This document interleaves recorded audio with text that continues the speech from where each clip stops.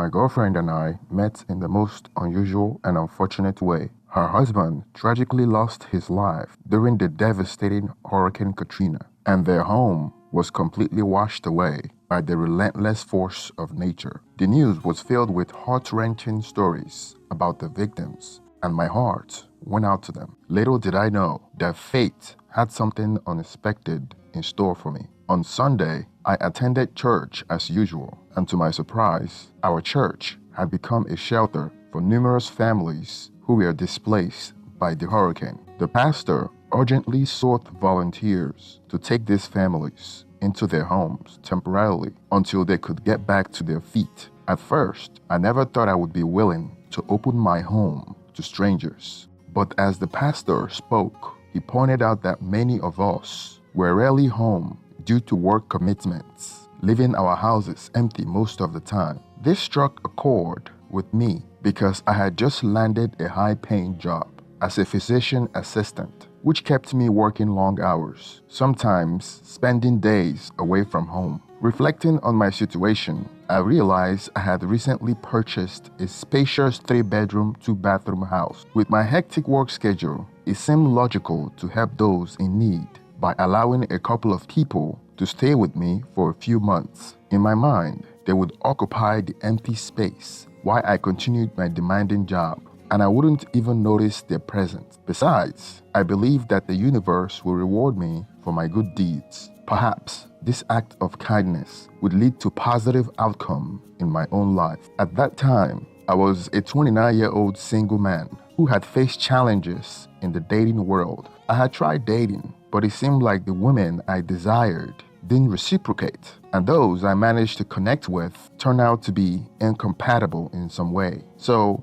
I decided to embrace the solitude until the right person come along. With newfound resolve, I stepped forward and volunteered to provide shelter for a family in need. When I expressed my willingness to volunteer and take in a family, my pastor introduced me to a 28-year-old beautiful widow who had tragically lost her husband during Hurricane Katrina. She had 2 daughters, aged 5 and 7, and their heartbreaking story touched my heart deeply. After meeting her, I felt an instant connection. She seemed genuine, kind, and easy to get along with. I knew I had made the right decision. She and her children quickly moved into my home, and I made sure they felt comfortable by purchasing new furniture, electronics, and groceries. In the first few days after they moved in, I was busy with work and almost forgot that I had people living in my house. But on the morning after I returned from a work trip, I was pleasantly surprised when she knocked on my bedroom door with the aroma of freshly cooked breakfast filling the air. She brought in a tray of eggs, fried bacon, and fresh coffee, and her warm smile melted my irritation I had for being woken up. Breakfast in bed was a rare treat that I hadn't experienced since childhood, but now it became a common occurrence thanks to her caring nature. She treated me like a king, going above and beyond to make sure I was well taken care of, even tying my laces before I headed out for work. Her children were incredibly well behaved and respectful, addressing me as yes sir with reverence. They soon started calling me dad, and I wasn't sure how I felt about that. I have fallen in love with them and hope to adopt them in the future. In addition to taking care of me, she also diligently cleaned the house every morning and prepared delicious breakfast and lunch using the money I provided for groceries. Soon after settling, she managed to find a job, which was a sign of her determination to stand on her own feet again. As weeks turned into months, she became more than just a guest in my house. She felt like family. We developed a deep bond, and I realized I had grown quite fond of her and her children. Despite knowing her job meant that she wouldn't stay with me forever, I couldn't help but wish for her to stay a little longer. Time flew by, and her presence had become an integral part of my life. Our home felt warmer and more complete with her and her children around. Yet, I knew that eventually she would be able to regain her independence and find a place of her own. While I wanted her to succeed and be happy, I couldn't deny the bittersweet feeling that welled up inside me at the thought of her leaving. As our relationship grew more intimate, I couldn't deny the strong attraction and connection between us. We would intentionally brush against each other while moving around the house, and the tension between us was palpable. Simple moments like her cooking in the kitchen while I stood behind her, engaged in conversation, left me longing for more. One night, while we were watching a late night show together, laughter filled the air, and she leaned in, resting her head against my shoulder. In that intimate moment, our feeling took over, and we found ourselves sharing a passionate kiss that led to more on the couch. After that night, she became more than just a woman taking shelter under my roof. Our physical intimacy deepened, and I cherished the time we spent together. However, she continued to reside in the guest room, perhaps unsure of where our relationship was heading. Despite our closeness, she had her reservation, and I respected her boundaries. 3 months passed as she secured a job as a cashier at a local grocery store, which was a significant step towards her independence. Still, I willingly took care of the financial aspect, covering all the expenses, while she used her earnings to provide for her children's daycare and clothing needs. It felt like a partnership built on love and understanding, and I was more than willing to support her as she rebuilt her life. As Christmas approached, I invited her and her children to spend the holiday with my family. I introduced her as my girlfriend, and to my relief, my mother welcomed her warmly. She was fond of her and her kids, but during a private moment, my mother shared her concern with me. She reminded me of her children from a previous marriage and advised me to consider finding a partner without such responsibilities. Her words caused me to reflect on our relationship and the challenges that lay ahead. It was true, this relationship was different from anything I had experienced before. It wasn't just about us, but also about embracing her children as part of my life. Despite my mother's words of caution, I couldn't ignore the strong bond we share and the love I felt for both her and her kids. As I spoke with my mother about my girlfriend and her children, I understood that her concerns came from a place of love and wanting what she believed was best for me. I assured her that I appreciated her care and advice, but I couldn't ignore the love I had found with this incredible woman and her children. I reminded her that her desire for me to be in a relationship was finally fulfilled, and now she's concerned about the baggage that came along with it. For me, however, my girlfriend was everything I could have ever wished for. She was the same loving and kind person I met 4 months ago, and she didn't have any major issues or addictions. She was a responsible and caring mother of her children, and I couldn't ask for more. Her beauty, both inside and out, still captivated me, and I found myself falling deeper in love with her with each passing day. Her presence in my life brought a sense of positivity and rejuvenation, especially when I returned home after my work trip.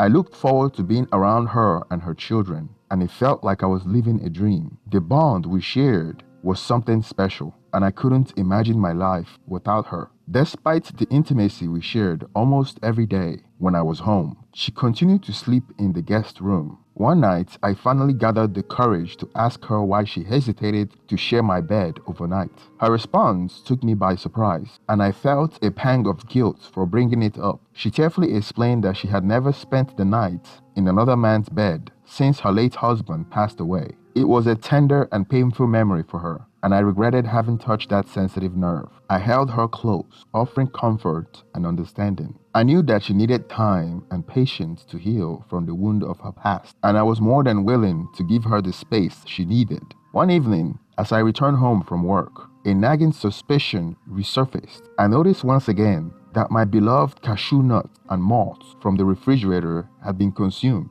The realization troubled me deeply because I knew my girlfriend and her children didn't have a liking to them. My girlfriend had even mentioned her aversion to cashew nuts and malts due to their high calorie content, so I was certain it wasn't her. Not wanting to make a big fuss about it, I resisted the urge to interrogate her. Instead, I playfully questioned her 7-year-old daughter, as I often did during our fun interaction. To my surprise, she mentioned a name I had never heard before, accusing that person of being the culprit behind the disappearing snacks. Initially, I took it as one of our light-hearted banter sessions, but her serious tone and the way she provided intricate details left me taken aback. According to her, this person would visit my house whenever I was away for work and even stay overnight with my girlfriend, her mother. She expressed her dislike for him, and I felt a wave of shock wash over me. The implication of her words were startling, and it was something I had never even considered. The thoughts of my girlfriend being unfaithful was beyond anything I could have imagined. I trusted her completely, and the idea of her cheating on me seemed like an impossibility. I grappled with a mixture of emotion, and from disbelief to anger to headache, as the truth began to unravel before my eyes. I couldn't help but feel a surge of pain and anger. I believed the words of her daughter, and the need for concrete evidence pushed me to take drastic action, setting up hidden cameras on the front porch and living room. I hoped to see the reality of what was happening behind my back. When I left for work for those 3 days, I left the cameras recording, anxious to uncover the truth. Upon my return, I braced myself for the heartbreaking revelation that awaited me. As I watched the footage, my worst fears were confirmed. There was a man visiting my house during my absence, spending the night with my girlfriend. My precious cashew nuts and malts were consumed by him, and he behaved as if he owned the place, sitting in my chair as though he belonged. The sight of this man taking my place in my home filled me with an overwhelming sense of rage and betrayal. It was a hard pill to swallow, realizing that my girlfriend had deceived me after everything I had done for her. My heart shattered into pieces, and I felt foolish for trusting her so completely. In the aftermath of the discovery, I couldn't bring myself to confront her immediately. The pain and the devastation I felt were too raw. I needed time to process the betrayal and come to terms with the harsh reality. I struggled to understand why she would choose to hurt me in this way, knowing how much I had invested emotionally and physically in our relationship. The days that followed were filled with emotional turmoil and soul-searching. I found it difficult to fathom the person she had become and why she had chosen to betray the love we shared. My mind replayed our time together, trying to pinpoint any signs of her infidelity, but it only left me feeling more confused and hurt, feeling delusioned and jaded towards women. I had mentally withdrawn from the relationship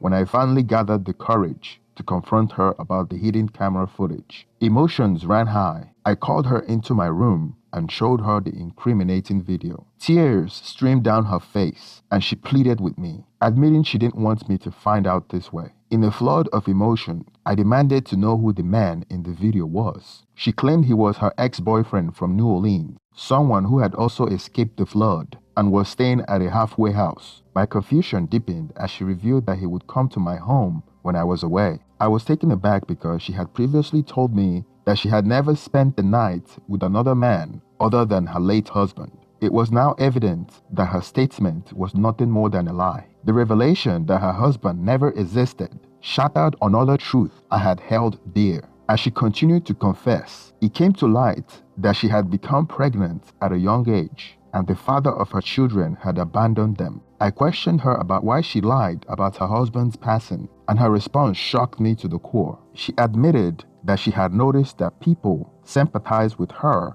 when she shared her fictional story of her husband's death. At that moment, I felt lost and confused, realizing that I don't truly know the woman I had led into my life and my home. The sense of betrayal was overwhelming, and fear gripped me as I questioned everything about her and our relationship. With my trust shattered, I made the difficult decision to ask her to leave my house. That very night, I could no longer feel safe and secure with someone who had woven such intricate web of deception. The person I thought I knew had turned out to be a stranger, and it left me feeling vulnerable and cautious about opening my heart to anyone else in the future.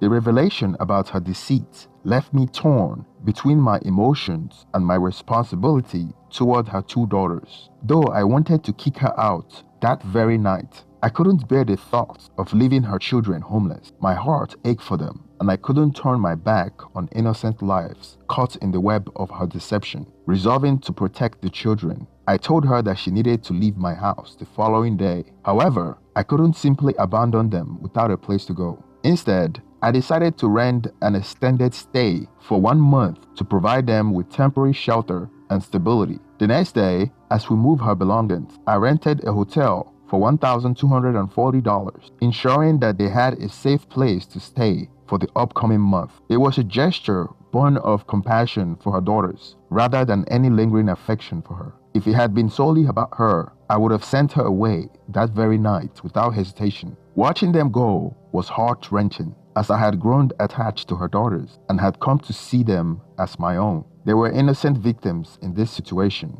and I couldn't bear the thought of them suffering for their mother's manipulation. It was a difficult decision, but I thought it was the right one. Reflecting on the situation, I couldn't help but wonder if her feelings for me had been genuine or part of her elaborate web of lies. The uncertainty weighed on me, but I found solace in the fact that I had discovered the truth before things went any further. The possibility of having a child with someone who had deceived me was a frightening thought, and I thank God for the revelation that spared me from the potential outcome. As I moved forward, I resolved to be more cautious in my relationships, ensuring that I perform my due diligence to ensure that honesty and transparency were at the forefront. The experience left me with mixed emotions, but it also served as a valuable lesson about the importance of protecting my heart and making decisions based on truth and authenticity. Thank you for making it to the end of this video. Please support this channel by subscribing. Share your opinion on the comment section. Thank you and have a wonderful day.